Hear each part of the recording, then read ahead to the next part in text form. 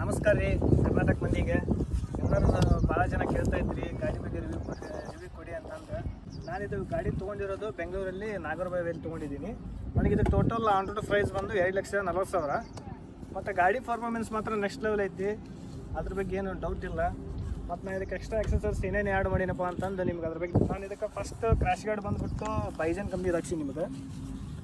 ಇದ್ರ ಬೈಜನಲ್ಲಿ ಸುಮಾರು ವೇರಿಯಂಟ್ಸ್ ಇದ್ದಾವೆ ನಿಮಗೆ.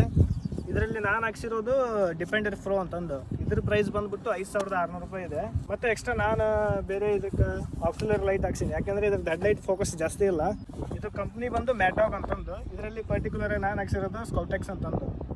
ಇದು ಟೋಟಲ್ ನನಗೆ ಆಕ್ಸಿಲರಿ ಲೈಟ್ದು ಕಿಟ್ ಬಂದು 10,000 ಆಗುತ್ತೆ. ಇದು ನಾ ಇದ್ರದ್ದೇ ಪರ್ಟಿಕ್ಯುಲರ್ ಆಗಿ ವೈರಿಂಗ್ ಹಾರ್ನೆಸ್ ಕಿಟ್ ಮತ್ತು ಇದ್ರದ್ದೇ ಸ್ವಿಚ್ ಪ್ರೋ ಎಲ್ಲ ಇದ್ರದ್ದೇ ಮ್ಯಾಟಾಗ್ ಕಂಪ್ನಿ ಅವ್ರದ್ದು ಹಾಕ್ಸಿನಿ. ಲೆಜೆಂಡರಿ ಕಸ್ಟಮ್ ಬಿಲ್ಟ್ ಅವ್ರದ್ದು ಹೆಡ್ಲೈಟ್ ಗಾರ್ಡ್ ಹಾಕ್ಸಿದ್ದೀನಿ, ಬಂದು 2,000 ರೂಪಾಯಿ ಐತಿ ಇದು. ಮತ್ತು ಆಯಿಲ್ ರಿಸರ್ವರ್ ಗಾರ್ಡ್ ಅಂತಂದು ಇದ್ರದ್ದು ಪ್ರೈಸ್ ಬಂದು 499.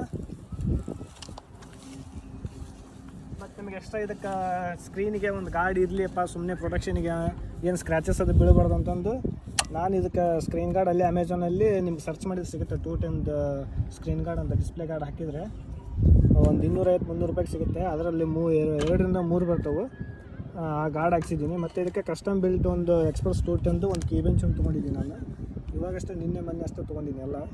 ಮತ್ತೆ ಸಿಗೋಣ ನೆಕ್ಸ್ಟ್ ವಿಡಿಯೋದಾಗ. ಬಾಯ್.